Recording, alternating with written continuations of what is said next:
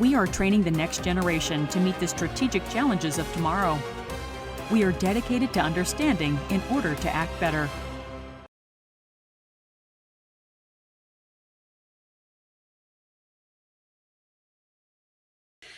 To sum up this brief introduction to the panel, I'll just restate that we'll be going along with the premise of the workshop, acknowledging that peacekeeping is an essential tool to support peace and security, that in the European context, there's a multiplicity of actors to consider. So our discussion will emphasize the importance of multilateralism. And finally, we'll discuss certain challenges and solutions based on the very rich experiences of our two panelists, Ambassador Carrie Buck and General Dennis Thompson.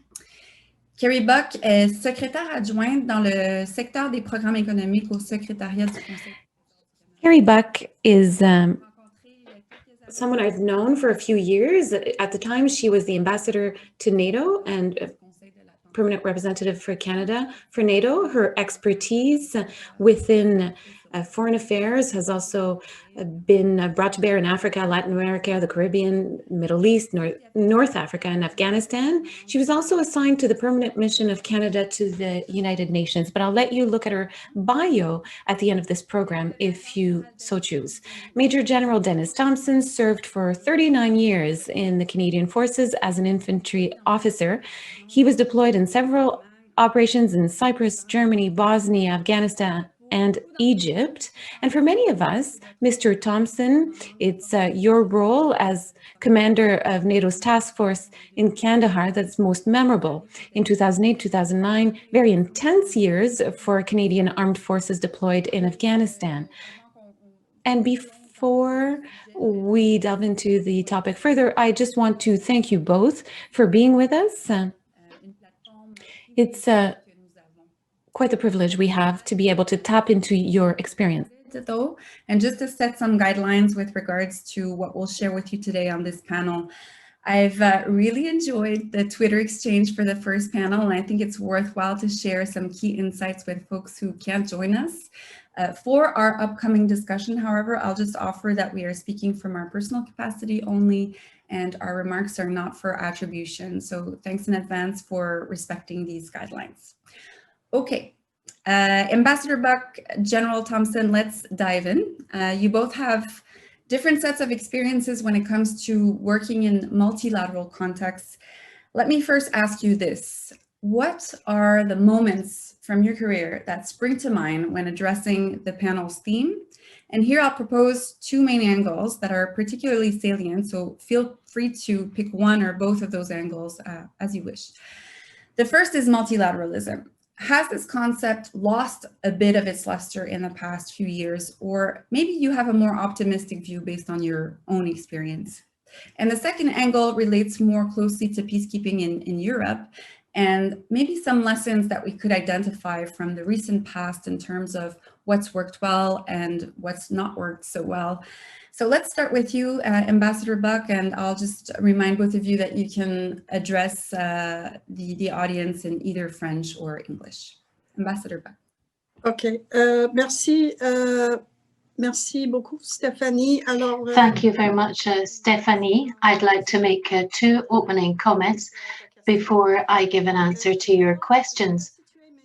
First of all, my remarks are going to be within the European and NATO context, and also my experiences and personal opinions as ambassador.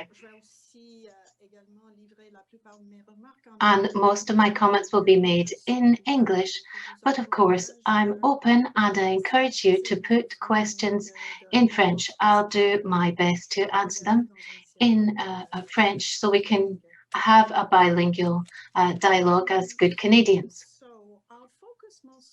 On multilateralism, and I'll answer your question whether multilateralism is in crisis with a resounding no. I don't think it is. And I'll try and use Russia-NATO as my practical example of how multilateralism works in practice. It doesn't work perfectly, but pronouncements that NATO is brain dead, as President Macron did a few months ago, or pronouncements of the imminent death of the transatlantic bond between Europe and North America, I think are overblown. Multilateralism is not perfect, as I said, but it's certainly not dead. So long live multilateralism. Why do I think it works? And again, I'll talk about this from the perspective of NATO, but I think that some of my remarks you could start to translate into UN, OSCE, and other bodies.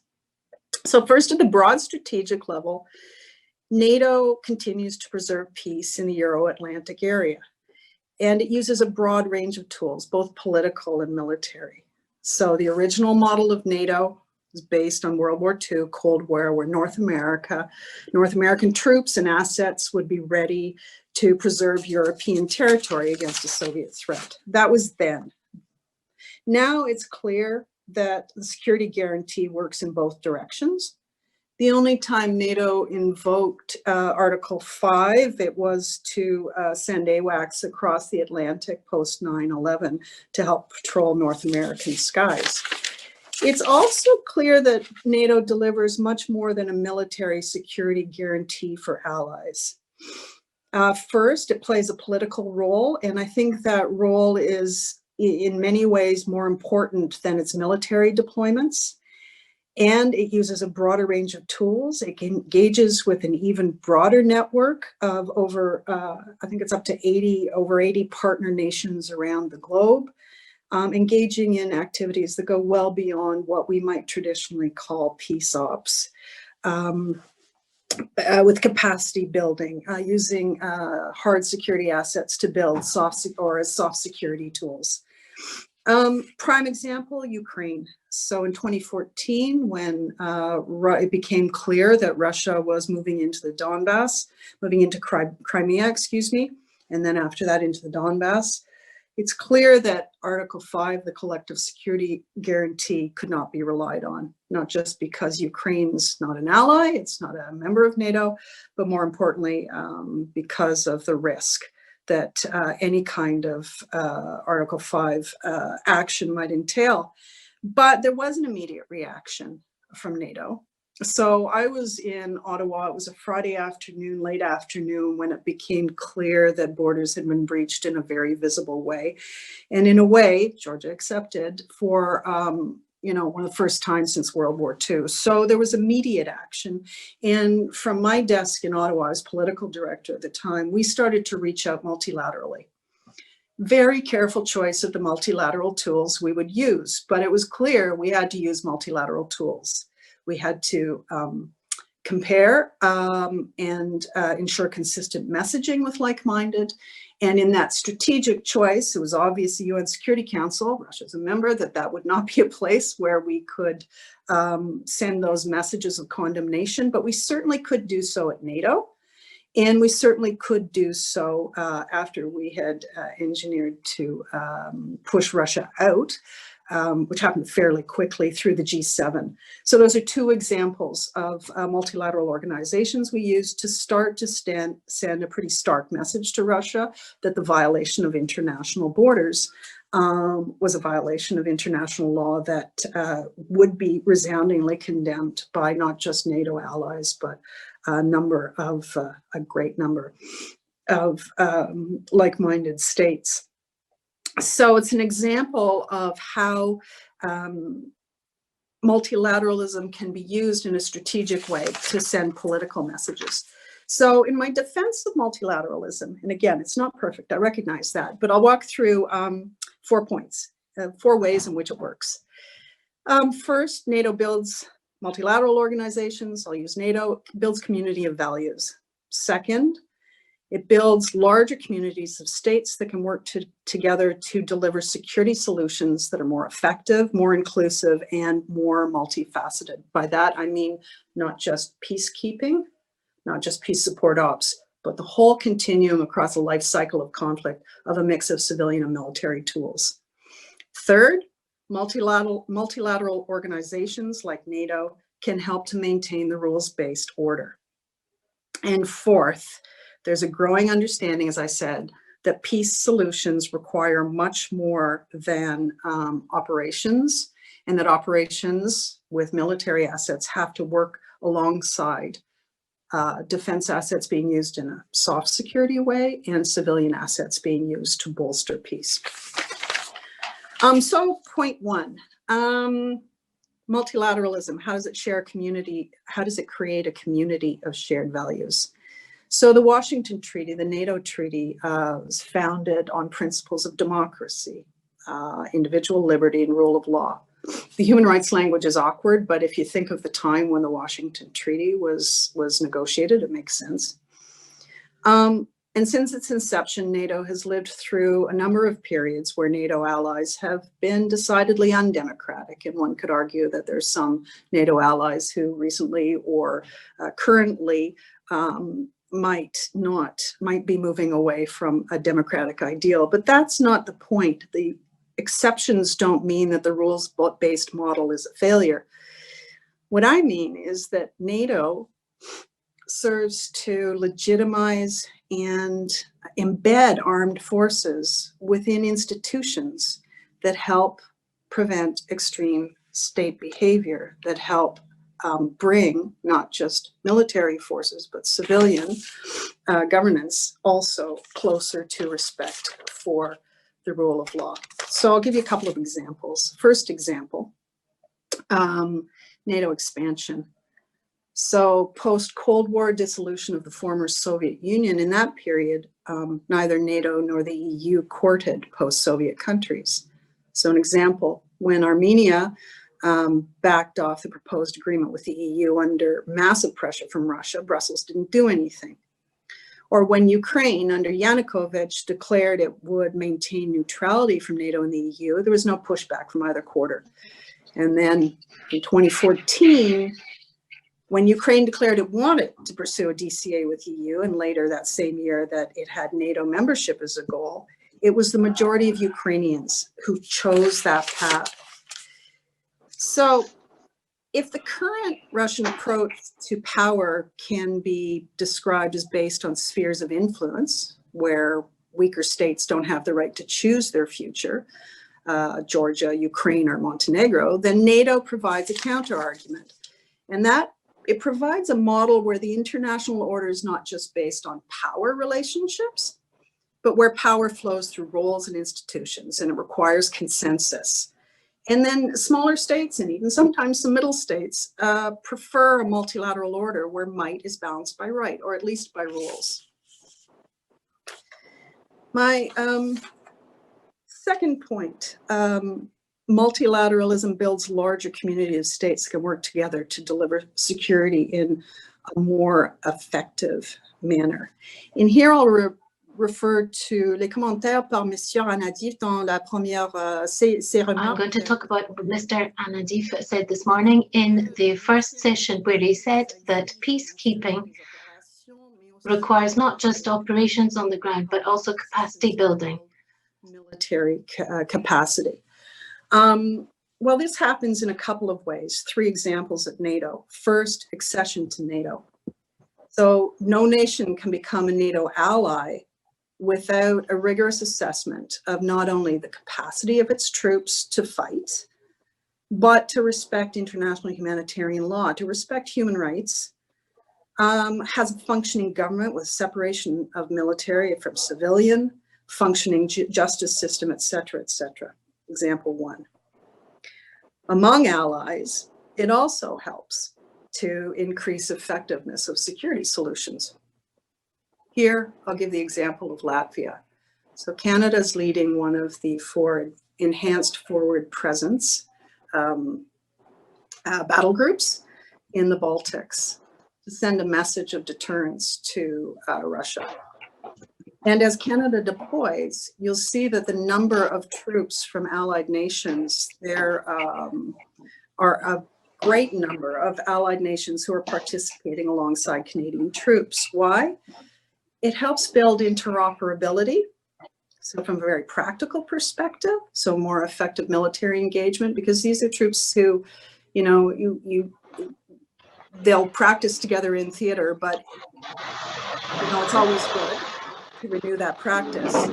But the second point is that it's also more of a political deterrent.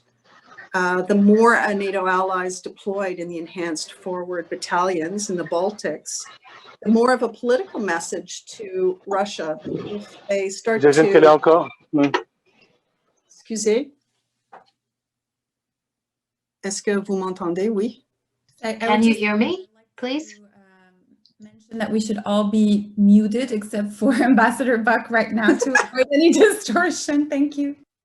Thanks so much. Okay, so the second point, example of how they can be rendered more effective.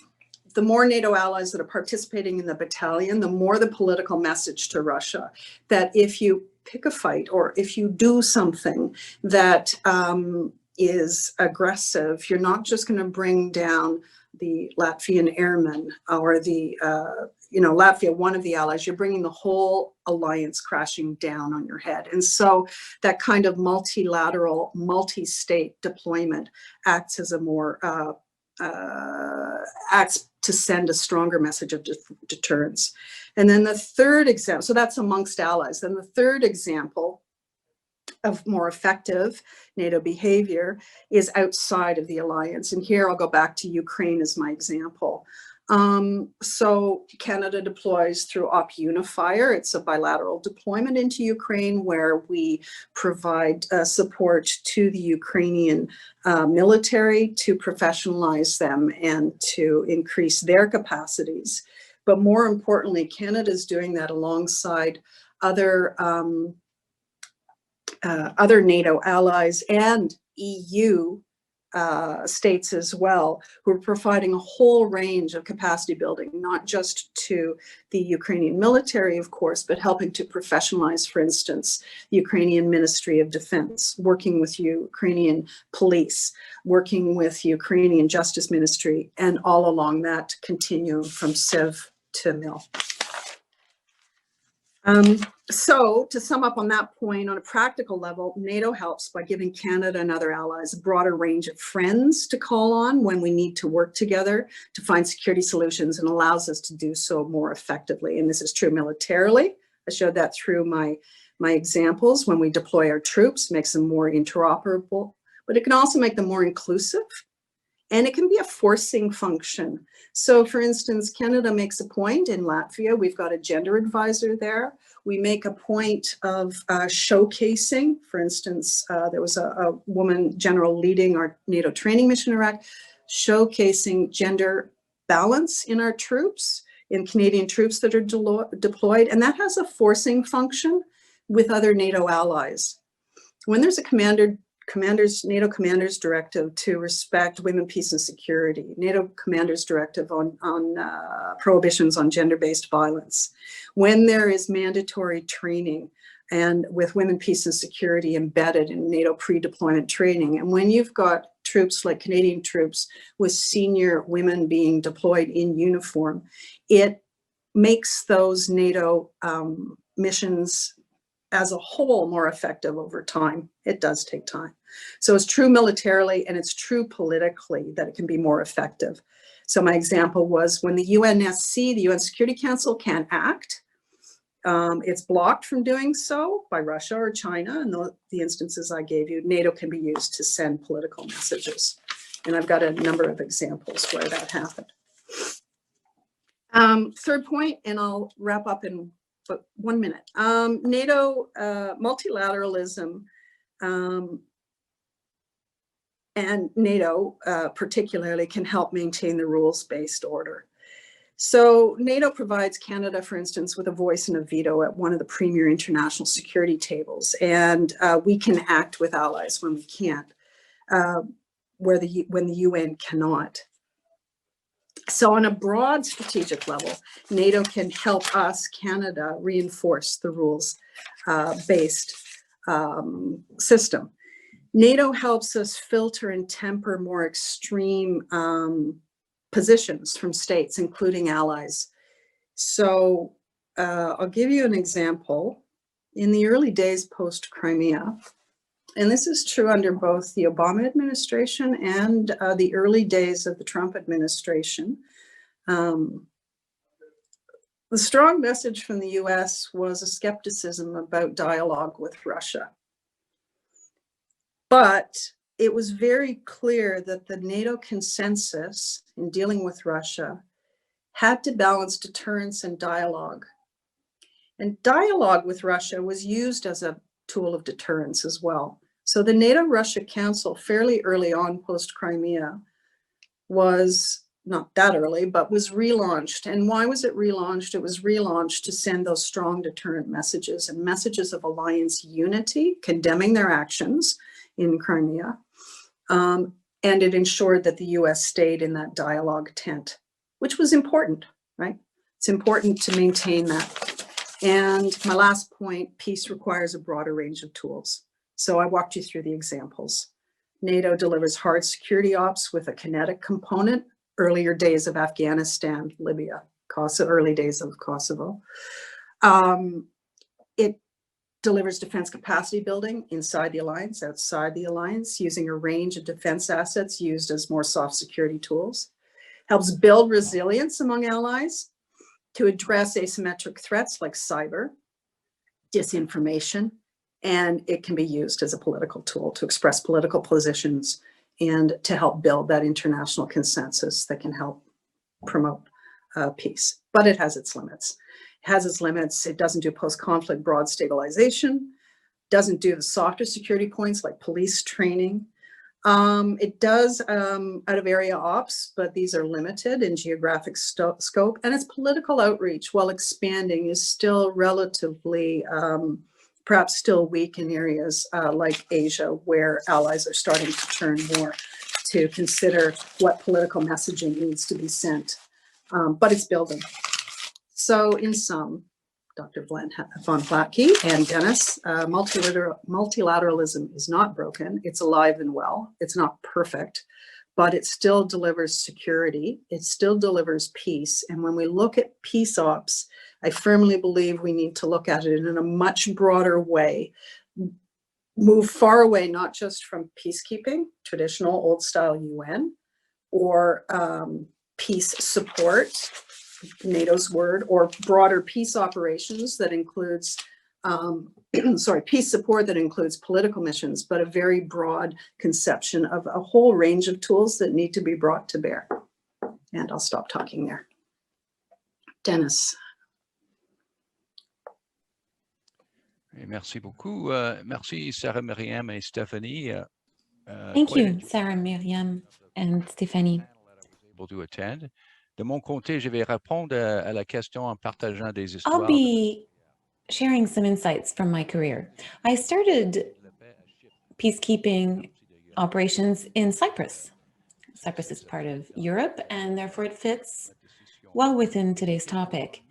I was there in 1986. In Cyprus, c'est ça le titre. La plupart d'entre vous pensent que That was the title. Many of you think that it's not possible, given that I'm so useful that I could be there in 1986. However, it is the case. So it began this mission in 1964, and although it was reduced over time, it is still present in Cyprus today. I was there as a lieutenant in 1986, and I came back to Cyprus as a visitor in 2016, 30 years later, during a conference that was put together by the commander at the time, female commander, a Norwegian general. And we were invited to visit the headquarters where I worked 30 years earlier. And I can tell you that nothing had changed, including the fact that no one was shooting on one another. quote, the United Nations was not created to take mankind to heaven, but to save humanity from hell. À mon avis, UNFICYP correspond à cette image. Et ainsi, And I think that that's the case. So although many may find operations lengthy and therefore feel that it's a failure, I think that it's better than the alternative. operations in Europe and more specifically the Balkans. between 1992 and 1995, UNPROFOR attempted to keep the broken peace between the belligerents in the former Yugoslavia. A host of issues, including the massacre of 8,000 Muslim men and boys in Srebrenica that we're all familiar with, led to eventually to the NATO intervention to enforce the Dayton Peace Accord. I was part of that mission, and I arrived in Cluj, Bosnia on New Year's Eve 95-96. The country was completely devastated. Houses were burning or burnt out. Bodies of both humans and animals remained unburied and rotting, and the countryside was largely deserted except for the belligerents themselves. And we arrived with all of our war fighting tools.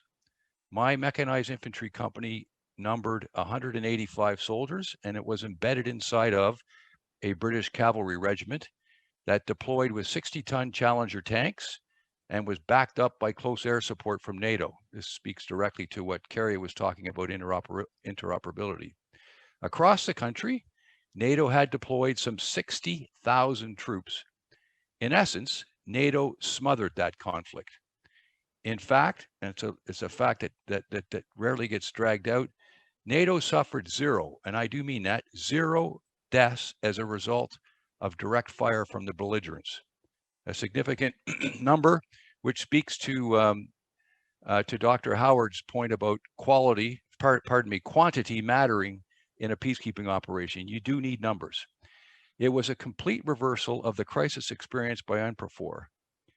What are the relevant conclusions today?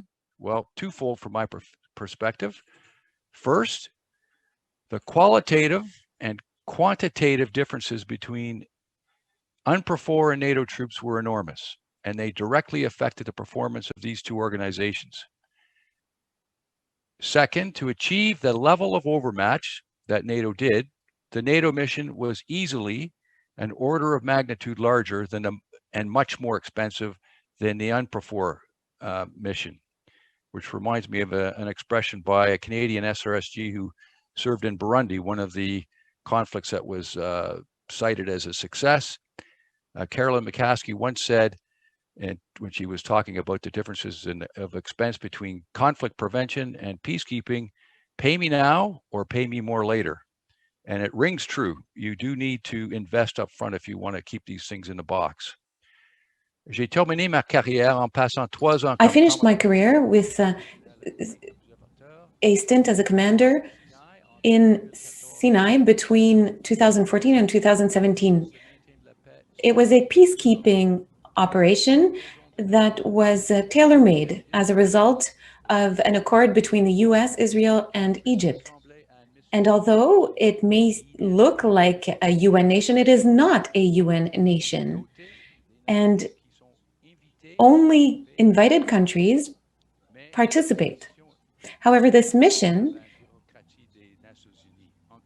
is not, therefore, involved in UN bureaucracy. So as the commander of the force, I had much more flexibility to react to conflict on the ground. For instance, the presence of a local chapter of ISIS.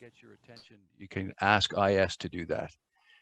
In practical terms, the flexibility I had meant that we could monitor the fluctuating Egyptian troop numbers across the Sinai, which is our essential task, additional troops that were required to respond to the threat posed by Islamic State, and we did so to the satisfaction of Israel.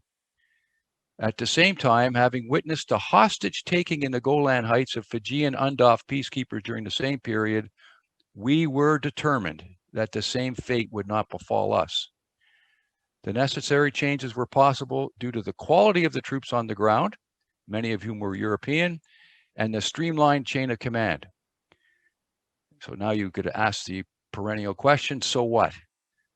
Again, quality matters in the makeup of any multilateral force, and so too does leadership and the principle of the military principle of unity of command. Heard a lot about discipline this morning. I'll just tell you, as a force commander, I greeted every contingent that came into that mission. Sometimes I spoke to them in groups of hundreds, and sometimes I spoke to them in groups of 20 or 30. But I reminded them all that there were 3 rules that would get them removed from the mission because I owned their ID card. The reality is military discipline is administered by the troop contributing country, not by the organization that hires them on. But you do own their ID card. And when you pull it, they have to go home. And I'm sorry, we can't, that's the best we can do. So they had 3 things that would get them thrown out. One was alcohol abuse, the second was illicit drugs, and the third, not surprisingly, was sexual assault and harassment, or any kind of harassment. And it would function very well. Il faut accepter que les alliances fonctionnent. One has to accept that alliances must work. Alliances can be permanent, such as the UN or NATO, or they can be coalitions of the willing. So I think we can think of a world that is managed essentially by the US to a world that is managed by many countries. And I think that that being the case, we will more and more have to have multilateralism. And that's my contribution to the very first topic. Thank you. You both raised interesting topics and issues. So I have a list here, and I believe that we'll all benefit from your experience. I really like the fact that Madam Ambassador Carrie Buck alluded to expanding NATO, because currently there are many papers written on the topic, because we're coming up against the 30th anniversary of the USSR exploding. And so there's been quite a bit of debate regarding the expansion of NATO. And I think that your answer was quite clear, Madam Ambassador, with respect to, was it a good idea or no, the idea of expanding NATO. And she also touched upon the socializing mechanism within NATO. And as Major General Thompson said, how each country has to contribute to a multilateral effort and contribute its own expertise. Now our second question, what other tools should we be thinking about beyond a strict focus on peacekeeping? I know there are a range of activities that NATO and other actors can undertake, and both of you have already alluded to different configurations of what those activities might look like. So I would like us to think a bit more broadly about the different sets of tools that countries, multilateral organizations, and alliances have at their disposal. General Thompson, would you like to go first this time? Yes, oh, I'm still live, great. I think I'd start by saying, just giving a brief word on what we call capacity building in the military. And it appears to be de rigueur en ce moment, this idea of capacity building. It's a central role that many European military powers, and frankly, Canada, perform in a multitude of theaters inside and outside of the United Nations. And while it's not strictly speaking, as was pointed out by Stephanie, not strictly speaking peacekeeping, it is one manner of shifting the security burden to the local forces. But the question we should ask is, why does it fail so often? Why did the Iraq forces crumble in the face of ISIS? Why is it that the Afghan National Security Forces, when left to their own devices, can't seem to get things together? And in many instances in Africa, most notably the DRC and Mali, these forces fail when they're confronted by serious challenges. So I would contend that it's because we train them in our image rather than specifically for the actual conflict that they find themselves in. In other words, we produce a bunch of hammers so that to them, the world looks like a whole bunch of nails, when in fact it's not. Additionally, too little attention is paid to the governance of security organizations, resulting in them becoming the instruments of individuals instead of instruments of the state. Now, while it's not a peacekeeping mission per se, the Canadian experience in building the Afghan National Army in Kandahar is one that I can draw on. We tried to build an Afghan National Army in the image of NATO. And we were accomplishing it by measuring their ability to carry out conventional operations from platoon to brigade level. We called these capability milestones, if my memory serves me well. And unfortunately, the style of combat that we trained them for was not what was addressing the reality on the ground in terms of the insurgency that they were facing.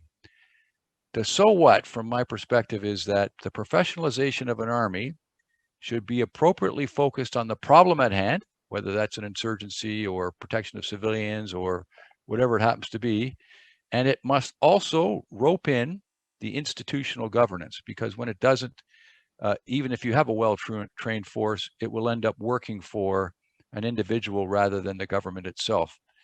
Another example I can give you is the unfortunate case the 33e Régiment Parachutiste of Mali, that was assisted in its training by Canada's Special Forces, was the Presidential Guard of President ATT, who we all know was overthrown in, I think it's 2014, I probably got the wrong year, by a coup led by Captain Sonogo, eventually leading to the death of most of the members of the 33e Régiment Parachutiste. So even though we did manage to train, I think, a pretty decent regiment, it fell victim to a coup d'etat. So train them for the problem at hand and rope in institutional governance would be my answer. But capacity building is something I don't think is going to go away anytime soon. Thank you. Thank you, Ambassador Buck. So I spoke about the broad range of tools throughout the life cycle of a conflict, but let me make it very practical. But before I get practical, let me situate this in the UN, for instance. So a few years ago, the UN undertook 3 reviews on peacekeeping, on peace building, and then on implementation of the Women, Peace and Security Agenda. And those reviews were 600 plus pages. They had 300 recommendations. But at the core, they said, sustainable peace can only be built through measures that span prevention, mediation, conflict management and resolution, and an integrated approach to peace building. And the first panel this morning made this point, it has to be human-centered. It's like that version of human security that Canada led on in the 90s, but, you know, evolved over time. So what does that mean in very practical terms? Well, a lot of the conflicts we look at today are because some segment of the population is being excluded. And I know it's you know, a real focus of the current government, this idea of diversity and inclusion, but honestly, it's not just flavor du jour. It's actually been something that has guided a lot of Canada's security engagements for years and years. We've been at the forefront of the Women, Peace and Security Agenda since I started my career in the Foreign Ministry, which was last millennium. So very practical terms, when engaging in fragile or conflict-affected states, Canada, other states, should be embedding that kind of analysis from early warning of analytical intelligence tools, saying, okay, what's at the root of the conflict here? To soft security tools like development programming and humanitarian assistance, to what I call semi-hard security tools of civilian security programming. So support for peace processes, security sector reform, police training or stabilization programming. To hard security assets, defense capacity building, peace support ops, to peacemaking missions. And if you take that approach of inclusion and diversity and apply it to all those parts of the security continuum, you can actually come up with a pretty, a much more effective way of engaging in a conflict. So let me make it real practical. Guatemala, for instance, right, disappeared in the 80s. And when we were able to help, Guatemala had moved into a space where it was ready to move through peace, truth, and reconciliation, where it was ready to try to seek justice for the families of the disappeared. we brought a lot of our security tools and non-security tools to bear. So we would train women NGOs in how to organize to seek psychosocial support. We would train police officers in how to do forensics. We would send forensic experts to go and train some of their scientists to help dig up the bodies. We would be training prosecutors in how to prosecute very old crimes and old crimes that are a result of systemic decisions made very high up a military chains of command. We would be training local military as well, or Guatemalan military as well, to ensure that continued separation of civilian and military and respect for humanitarian law and human rights. So you bring all that stuff to bear, some tools that look really civilian, you bring them to bear to a problem set, and you'll end up with a more effective result. You know, I could use Afghanistan. Dennis is dead right about the kind of approach we took in capacity building in Afghanistan, but you also have to look at it in terms of the other training that was going on and the other capacity building was going on. So to build their judiciary, to build their police, to build their women police, to help buttress women in other parts of kind of the security decision-making, to build their military, their Department of Defense into something that was more credible and more civilian.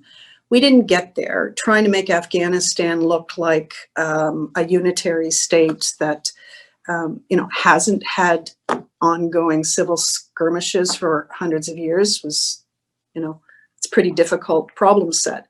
But you do have to look at all those tools and levers you're using and try and have an integrated strategic approach across all those tools. Doesn't always work, but sometimes it does. Thank you so much. I'm glad that you both touched on the topic of capacity building in your answers, because certainly it's one of the ways that we can compare more traditional peacekeeping operations, UN peace operations more broadly, and what, for instance, NATO is doing across its missions. I think it's significant to note that despite the diversity of missions that NATO is currently undertaking, missions and activities going from more deterrence-focused activities in the Baltics and Poland to peacekeeping in Kosovo, to NMI, the NATO mission in Iraq, which is really focused on training and capacity building. So regardless of the mission objectives, you do see training and capacity building being embedded into the design of those missions. So very, very important point that you both are making. And I appreciate the nod as well to human security. Human security was really popular in the 1990s, really came to the fore and was mainstreamed in the 1990s, but is making a comeback, much like 1990s fashion. And it's being integrated into conversations about women, peace, and security, about inclusive security, and being embedded also in terms of NATO's own statements and policy priorities. So this renewed thinking and renewed emphasis on human security is another interesting trend to note, and certainly very relevant and timely today. I will now turn it back to Canada, more specifically in terms of how I pose this next question. Canada is accustomed to working alongside European allies and partners in support of peace and security objectives. Canada rarely works alone. What are some policy or military implications emerging from these partnerships and this legacy of cooperation? And this time, maybe we'll start again with you, Ambassador Buck, if you don't mind.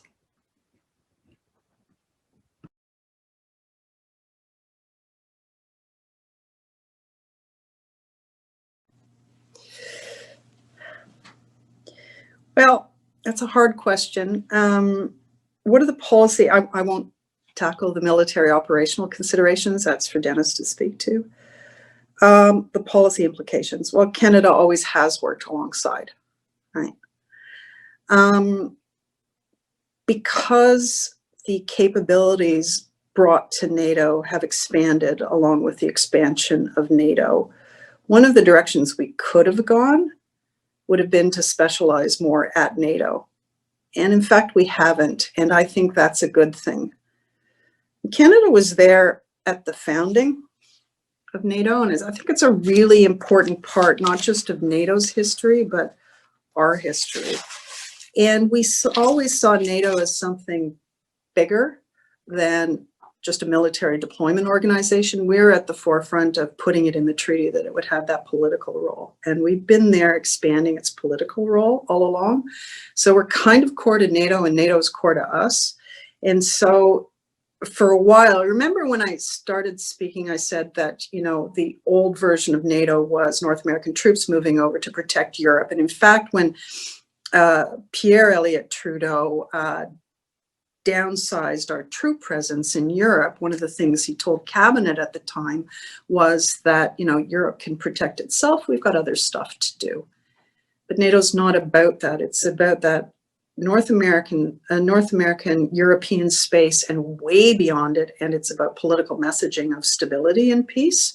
And so that's the rationale for us moving back and participating much more in NATO and in Europe. So it was very short-lived, that drawdown of Canadian troops. Well, you know, in the world of peace and security, it was a couple of decades of Canadian troops in Europe. We were back in the Balkans up to like 1700, I think, or maybe more. Dennis can speak to that. And then we had fewer troops in Europe, and then we went back into Latvia. We don't have a lot of troops there, but it was such an important political signal. Jens Stoltenberg said to me, you know, he could not overstate the importance of Canada going back into Europe at that time with a sizable number of troops who'd be there for a few years, because that was the message of real NATO solidarity. So I guess 2 points. Canada should continue to be there with NATO military deployments. I think it serves our political interests and political interests beyond European, North American security. And 2, I don't think it serves our interest to make our contributions not just smaller in number or more narrowly focused.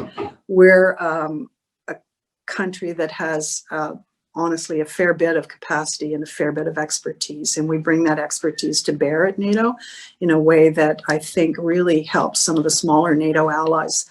They love partnering with us in the field with NATO. General Thompson. Okay, thank you.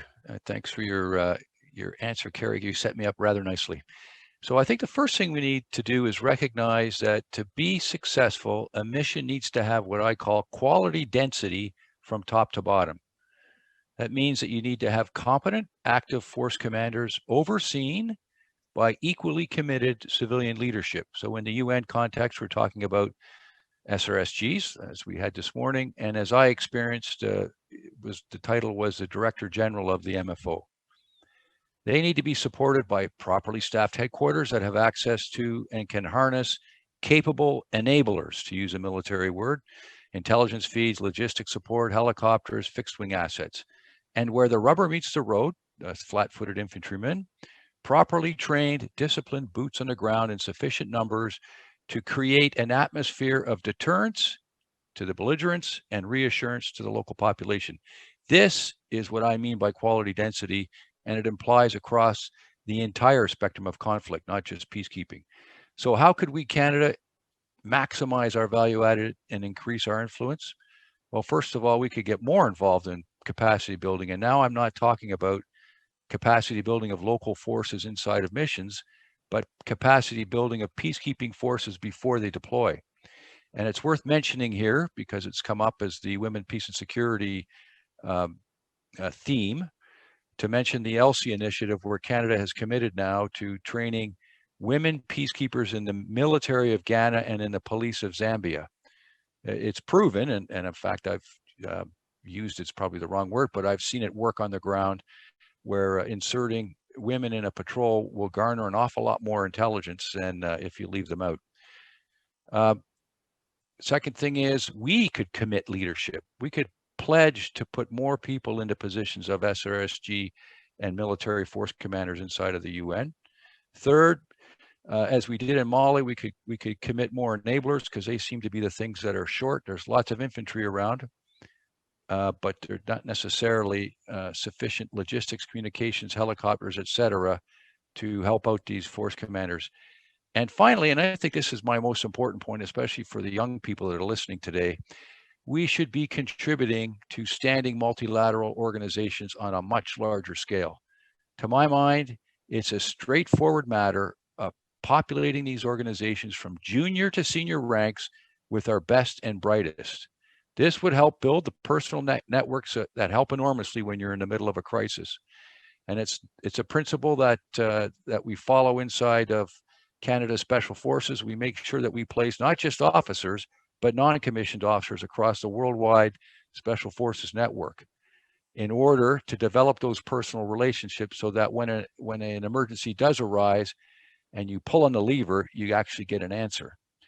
I would also suggest finally, and Carrie and I have talked about this as well, that this is a good strategy internal to our government. We should be cross-posting people between departments in order to build up the cultural understanding of each other's modus operandi.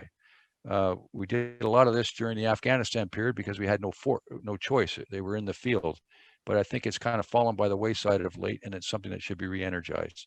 So that would be my nickel. Thank you. Excellent. Merci à vous deux pour cet échange très nuancé. Thank you for the nuanced discussion and very frank comments. And I'm now going to turn to questions that we've garnered. There have been over 100 participants in the event, and there's lots of experts in our virtual conference room. Before I go to the first question, I'll just remind everyone who's listening that if you would like to ask a question, please send it to the Q&A section located at the bottom of the Zoom webinar screen. And I'll go straight to a question by Howard Coombs from RMC. And it's a question for General Thompson. And you'll need to pay attention to this one because it's got multiple parts to it. How do you reconcile your argument for persistent missions, so as long as necessary, and quantitative and qualitative force overmatch of destructive influences with Western desires for minimal footprints, working through regional organizations, and a general lack of desire to contribute to hazardous missions? So we'll go with that first one to start. Howard, thanks for your question. Good to not see you, I guess. Yeah, that's quite a mouthful there. I guess what I would say is, I'll go back to the premise that is it better to let the violence continue, or is it better to be saved from hell rather than sent to heaven, which I think is what was how I would reconcile it, if you wish. Persistent missions. We heard this morning from Dr. Hang on a second. I've lost her name now. Howard? Howard, yes, Dr. Howard, about that, the presence of a peacekeeping mission is what reduces violence, whether it goes forever as a persistent mission, say the DRC, which I think is in its 20th plus years. The argument you can make is that at least it's reduced the level of violence over that period of time. But if you really want to solve it, then you do have to put in significant numbers and get that quantitative and qualitative overmatch. I don't know if that answers this question. I don't even see a question mark on it, Howard. So, but you're a PhD, which in the infantry is a post hole digger, so it's all good. I'm sure he'll follow up if needed. J'ai une question maintenant de Jean-Noël Bérubé. And then from Jean-Noël Bérubé, we're talking about relations between Canada and China within the context of peacekeeping. And so how could Canada have better links with China in peacekeeping operations, taking account of this 21st century reality? I think we can talk about this in terms of the role of China in peacekeeping operations, or more generally, the question of the rise of competition between great powers with the rising power of China. and the knock-on effects for Canada and also for peacekeeping operations and security. So, Your Excellency Ambassador or Major General Thompson, would one of you like to tackle this question?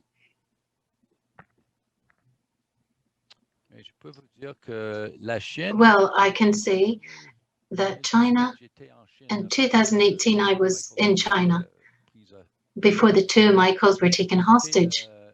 I was there to visit the peacekeeping center in China, and they're very serious in their approach. They're very serious about peacekeeping missions. Their only question to us was the following, namely, how should we deliver on this protection of civilians mandate? And it's very hard to answer that question. I said that sometimes there's only 3 options.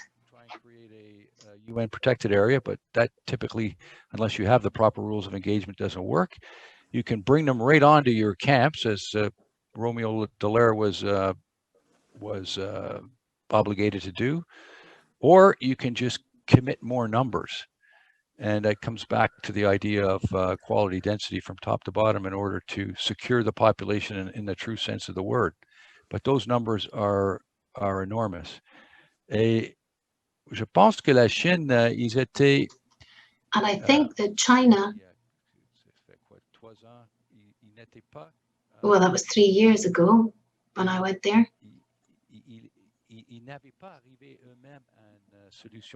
And they hadn't come up with a solution to this question of protection of civilians themselves back then. I've never seen the Chinese out in the field. I don't know exactly how they work.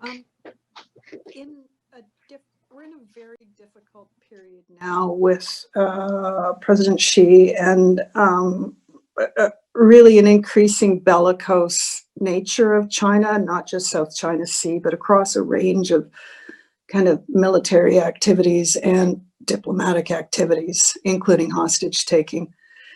At a certain point, some of our allies would participate in some joint operations with China as it related to humanitarian missions.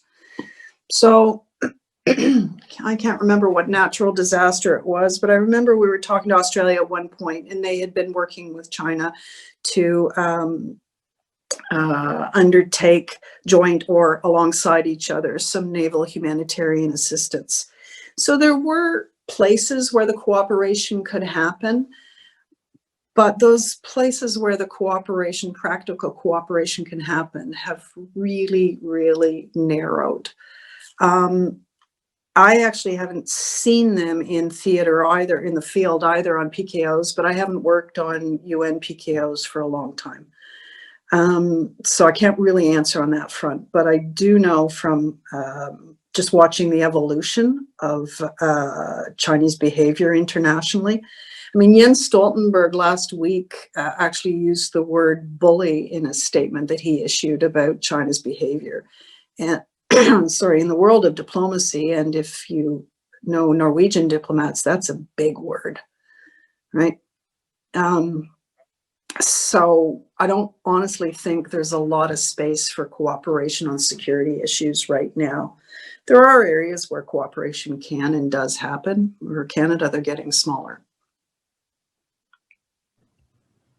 Thank you both. The next question is from Zachary Pakin. He's a researcher with the Network for Strategic Analysis, and he asks the following question: have efforts to strengthen multilateralism within a geographically limited scope undermined the trend towards shared values and rules-based cooperation at the global level? So it speaks directly to one of the first themes that we dove into right at the start of this panel discussion.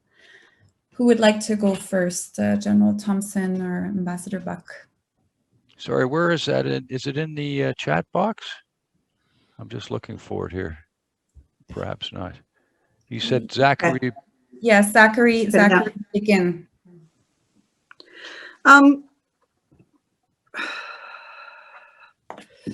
So if I get the question, and Zachary, feel free to tell me if I've got it wrong once I attempt an answer. NATO's expanded in Europe because NATO is a Euro-Atlantic alliance. It's just kind of built into its DNA and its treaty. But that being said, it's expanded like this, its membership, but at the same time, it's built this whole network of partner nations around the globe, including in Latin America, including in Asia, and a lot in North Africa and Africa. So it's not just Euro-Atlantic, but its focus, of course, is Euro-Atlantic. Some people argue that it has, because it's focused on Europe in a way, it has exacerbated some tensions and creating a kind of NATO versus the rest of Europe, also known as Russia, dynamic. Honestly, there's some consistent. I honestly don't think that the evolution of Russia away from a more democratic path to a more authoritarian path had anything to do with NATO. I honestly don't. I think that it had its own kind of domestic political imperatives, not imperatives, but domestic political evolution that led to that. Part of it was some undone promises on the benefits of democracy. And I know that Russia puts out a lot of propaganda, and I will call it propaganda, saying, well, NATO promised it wouldn't expand, but that's a fallacy. We actually, I've actually spoken to some of the Americans who were in those meetings that the Russians used to say that the Americans promised not to expand. It's not true. They say that NATO's encircling Russia. Well, if I remember correctly, and don't quote, well, you're not allowed to quote me anyway, but don't quote me on the numbers. I think their land border is like 20,000 kilometers, and I think about 1/15 of that is NATO territory. So the encirclement of Russia, fallacy, etc. And the list goes on. So I guess my short answer to your question is no, I don't think so. I actually think it is a stabilizing force. And it is very clear that it's about taking the choice of countries if they want to join the alliance. And I don't think it's a surprise that a lot of countries, former Soviet Union, had chosen to follow that path, right? But I may have got your question wrong, so. General Thompson. Right. Well, I'm just going to harken back to a session we recently had in the National Security Program, where I'm a senior mentor, when we talked about strategic empathy, and having strategic empathy with the Russians is perhaps would be a useful tool. And this kind of piles on to what Kerry was talking about. What Putin is playing is really, it's a game of identity politics, rather than identity and ideology. And that identity, his foreign policy, basically falls under orthodoxy, or the Russian Orthodox Church, at least. I don't think he's particularly religious, but it's an angle he uses: autocracy and nationality. And so he talks up the cultural and historic ties to their borderlands, for sure, and all the stands, and he feels like there is some encroachment. He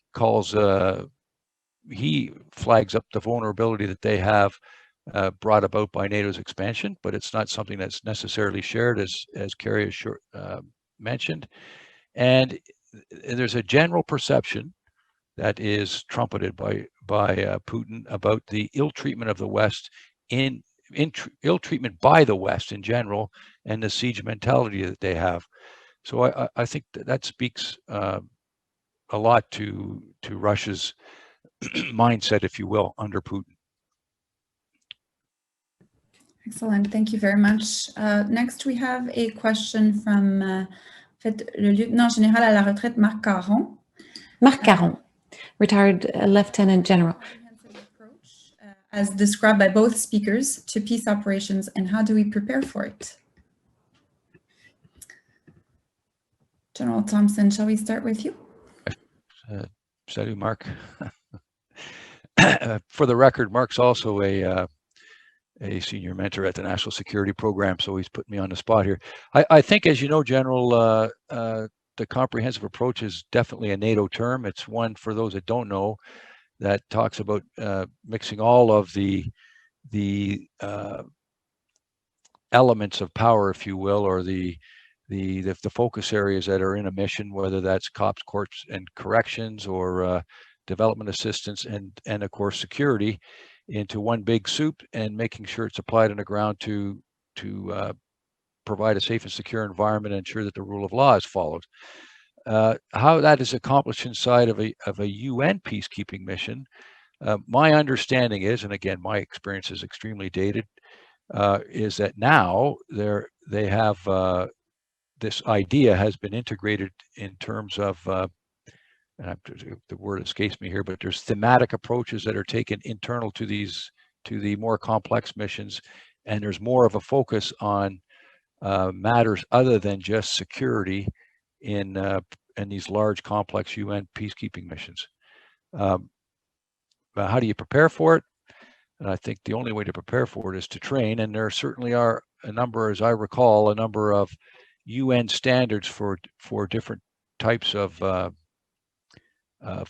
contributors to a force, whether that's staff training or UNMO training, United Nations Military Observer training, or just headquarters training, and making sure you hire the right people, because many of these specialists are civilians that are part of the mission and may not report directly to the military chain of command, but are certainly subordinate to the SRSG.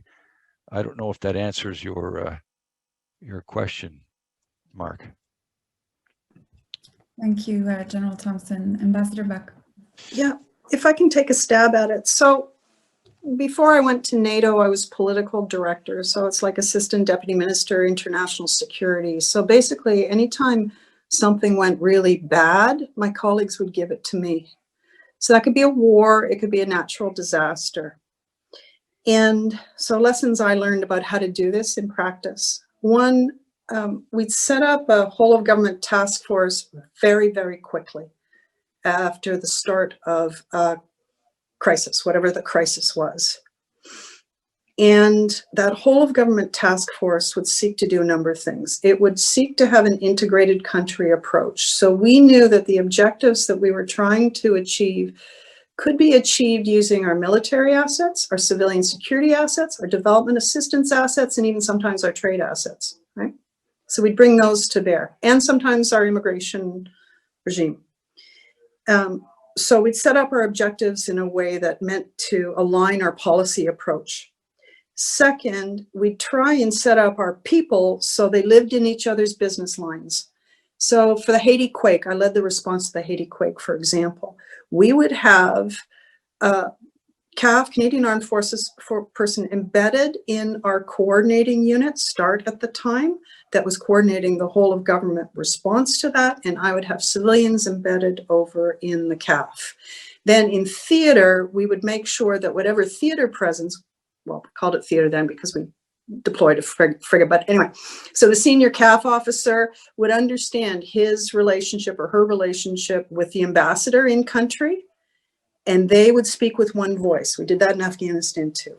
So live in each other's business lines operationally as well, and then make sure that the civilian tools and the military tools were aligned to the same objectives. So nothing was working in silos. That's a really hard thing to do, right? But it's feasible. And so it's about familiarizing everybody with the whole of government plan and making sure we're all rowing in the same direction. Very practical things. And you have to keep nurturing that. After every disaster, we do our lessons learned. Okay, what worked, what didn't work, and then off we go to the next one. And the other thing is I always took people offline to look at the before state, to think through the policy and operational stuff. Okay, where are we heading after?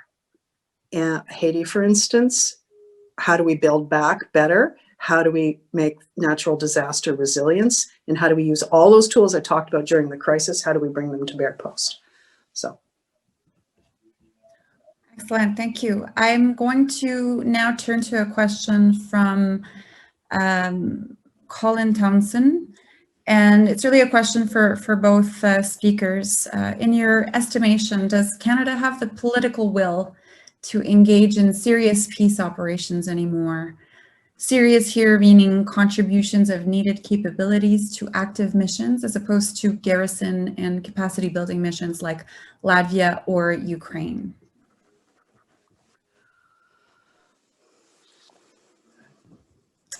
Ambassador, your mic is still on, so I'll let you go first, perhaps.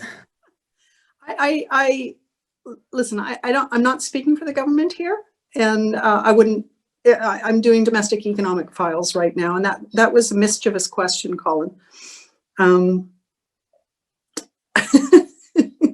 She said affectionately. Colin and I worked together on Afghanistan, and I can't remember how many other of those big crises I talked about.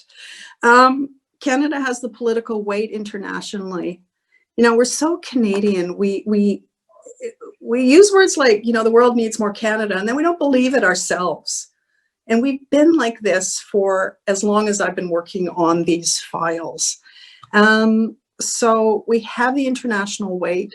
We are appreciated when we deploy. We are appreciated when we bring our ideas to the table. And we're doing not a bad job of it now, honestly. And I am not going to answer a question about political will. And I probably wouldn't even after I'd retired, because it's not my area of expertise. But Dennis, feel free. Well, Colin acknowledges that it was a mischievous question. He says, I know, I'm sorry. I can't believe you're trying.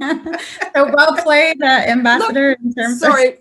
One last point, though. You know, I said Jens Stoltenberg said he could not overstate the importance of Canada going in and taking the Latvia leadership, and then again on the Iraq training mission out of NATO.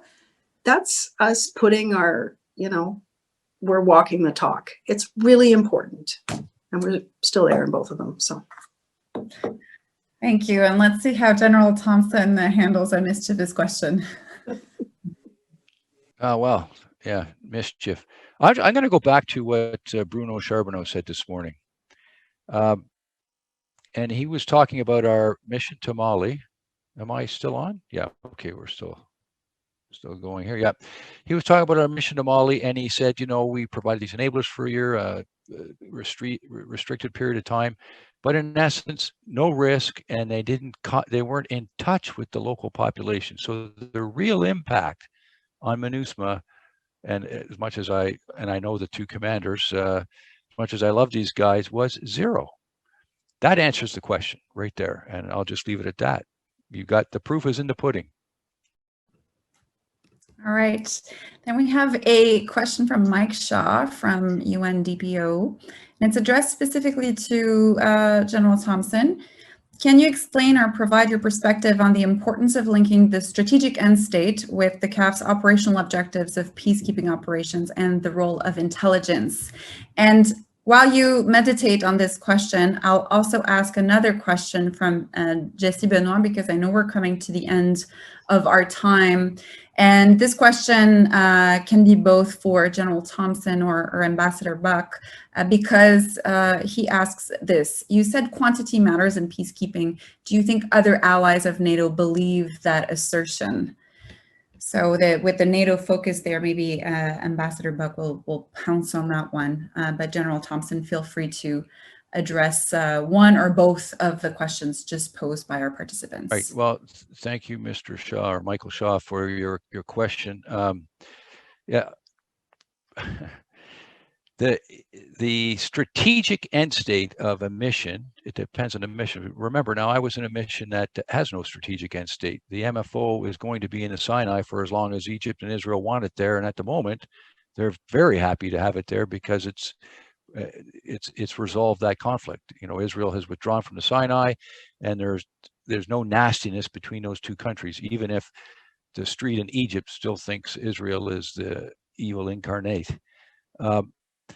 But you know, I would refer back to my DG. So in the case of a UN mission, to the SRSG, to get the strategic steer, any strategic steer that I happen to need it, and then I would set operational objectives. So in my case, as I mentioned before, our principal problem on the ground, which wasn't necessarily strategic, was the presence of Islamic State, who have no love for Western forces. So in order to avoid casualties, and thankfully we only had 7 wounded as a result of our, we never lost a single soldier, which I think is surprising given all the incidents that occurred. The objectives we set in order to continue to deliver the mandate, which is observe and verify the 2 forces, was to reconfigure the MFO in a fashion that allowed us to deliver on the mandate with less people and more technology.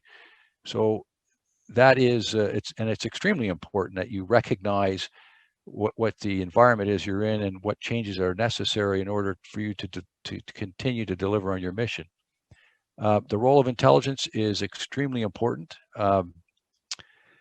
How much to it? Well, first of all, OSINT, as we call it, open source intelligence. It's amazing what you can hoover up off of the internet. So our friends in Islamic State very often published what they were doing in the neighborhood. And since if you know the neighborhood, you can geo-reference where they're filming, etc.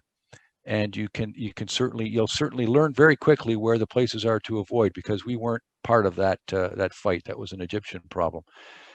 So use of open source intelligence is very important, and then making sure you have an intelligence culture inside of your force is extremely important too, because every time somebody goes out, that's a set of eyes and ears that needs to be debriefed when they come back inside the camp, which was something that we did on a regular basis.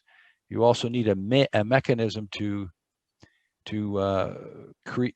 You need a database, or you need to create a database so that you can query it and draw the relevant deductions that'll help you safeguard your mission and deliver on your mandate. And I'll just say one last thing is, if you have access to high-grade intelligence, that's obviously a huge benefit, which is something that not all UN missions, I believe, have access to. Yeah. Thank you. I'll take a stab at that question about quantity matters. I think actually the mission matters, and different missions might depend more on quality. So for example, the deterrence, the enhanced forward presence in the Baltics that we set up around, I don't remember when that was, about 2016, I guess, 2017. So we had a lot of discussions about what the mission mandate was there, right? And it's about deterrence, but it's not your grandmother's deterrence, Cold War deterrence with 300,000 plus troops standing along borders. It's smaller, much smaller. So in that case, it's quality that matters. Sometimes it's the mix of NATO troops that send the political signal that would achieve the desired deterrent effect. Now, that quality has to be backed up by quantity, right? The Latvian military would be, if something were to happen on their border, that would be the first line of defense. And certainly it kind of depends on the US presence backing it up, in that part of the world, not all of it as part of NATO, it's US presence. But quality matters sometimes, and it really does depend on the mission. So you asked whether all NATO, other NATO's allies believe that. We didn't have a lot of negotiations about the size of those forces. The more important thing was ensuring that we had a broad cross-section of pretty heavy hitting NATO allies who would take the leadership in the battalions in the Baltics. And that was the political message that was being sent. Excellent. I don't see any new questions. Alors encore une fois, merci à Madame l'ambassadrice. So once again, thank you to the Ambassador Kerry Buck and Major General Dennis Thompson. It's been a real pleasure to prepare this panel with you and to hear you about peacekeeping in Europe and these alliance issues. And thank you too for the participants who've put forward questions. You've kept us very busy. And now it's time to have our lunch break, and we'll come back at 1:30. Thank you very much for having been with us today. And I don't know if Professor Sarah-Marie and Martin Brûlé would like to say something. Otherwise, we'll go off to our lunch break and enjoy your lunch. Thank you very much, Stephanie, Ambassador and Major General. Thank you so much for that excellent panel. And that will keep us very busy. We've got plenty of food for thought, not just for today, but beyond the event today.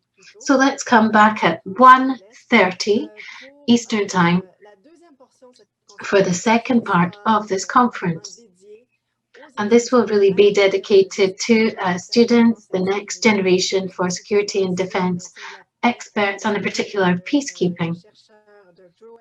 So we're going to have Dirk Drouet, a researcher, and Marc Schweitzer, professor, and also Professor Laurence Deschamps-Laporte and Professor Justin Massey, who is the co-director of the network, talking about the research from the students. There's an excellent incoming generation, so I'd like to invite you to come back for this second part of the conference. So thank you very much, and see you back in 1 hour. Goodbye.